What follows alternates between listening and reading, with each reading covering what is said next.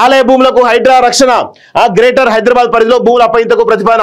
Hydraa commissioner రంగనాథ్తో మంత్రి కొండా సురేఖ భేటీ. ఆలయ భూముల కబ్జాలు పరిరక్షణ చర్యలపై చర్చ.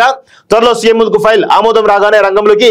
రాష్ట్ర వ్యాప్తంగా దేవాదాయ భూముల అన్యక్రాంతం స్వాధీనం కోసం కొనసాగుతున్నటువంటి ప్రత్యేక డ్రైవ్ అంటూ చూస్తాం. సో ఆలయ భూములకు హైడ్రా రక్షణ అంటా ఉన్నారు కదా.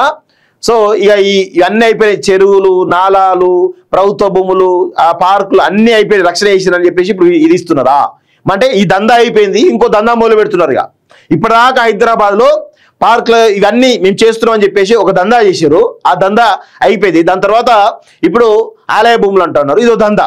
నేను చెప్పిన హైడ్రా త్వరలో స్లీప్ మోడ్లోకి వెళ్ళిపోతుంది. వాళ్ళ టార్గెట్ రీచ్ అవ్వడానికి రెడీ ఉన్నారు. ఈ ఆలయ భూములు ఏవైతే ఉన్నాయో వీటిపైన త్వరలో పెద్ద ఎత్తున జరుగుతుంది. జరిగిన తర్వాత డీల్ సెట్ అవుతుంది. డీల్ సెట్ అయిన తర్వాత హైడ్రా కంప్లీట్ గా సైలెంట్ అయిపోతుంది. ఎక్కువ రోజులు పట్టదు.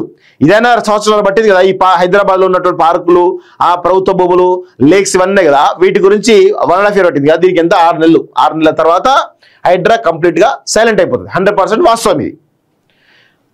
ఏం జరుగుతుంది ఇక్కడ? ఖాళీ స్థలాలు ఎక్కడ కనిపించినా కబ్జాల పాలవుతున్నాయి.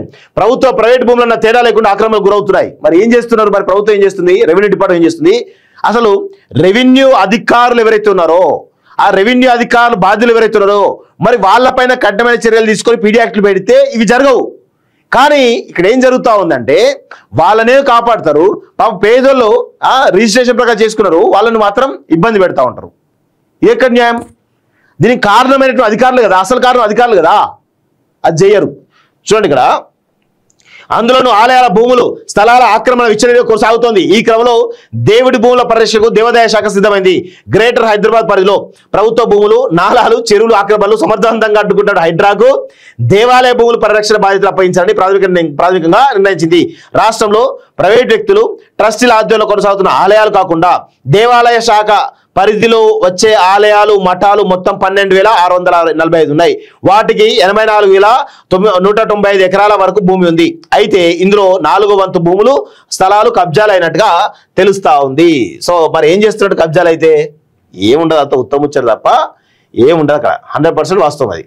పాలనట్టు అంచనా. ఈ క్రమంలో రాష్ట్ర వ్యాప్తంగా ప్రత్యేక డ్రైవ్లు నిర్వహించిన దేవాదాయ శాఖ అధికారులు ఇప్పటి వరకు 3,000 ఎకరాలకు పైగా దేవాలయ భూములు, స్థలాలను స్వాధీనం చేసుకున్నారు. ఈ క్రమంలోనే గ్రేటర్ హైదరాబాద్ పరిధిలో ఆలయాల భూముల పరిరక్షణ బాధ్యతను హైడ్రాకు అప్పగించాలని ప్రతిపాదన తెరపైకి వచ్చింది. దీనిపై దేవాదాయ శాఖ మంత్రి కొండా సురేఖ, హైడ్రా కమిషనర్ రంగనాథ్ అధికారులు సచివాలయంలో సమావేశమయ్యారు. అన్యక్రాంతమైనటువంటి భూముల, ఆలయ భూములు పరిరక్షణ చేపట్టాల్సిన చర్యలపై చర్చించారు. విలువైన దేవాదాయ భూములు ఆక్రమణకు గురవుతున్నాయని, వాటి రక్షణకు హైడ్రా సాయం కావాలని రంగనాథ్ మంత్రి కోరారు.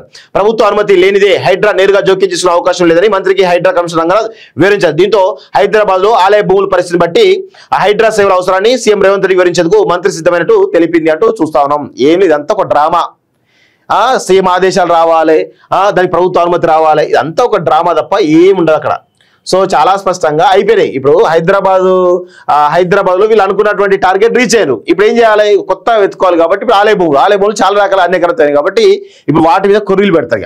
100% కొర్రీలు పెట్టేసి పెద్ద ఎత్తున ముడుపులు దక్కించుకుంటారు. 100% వాస్తవం అదే.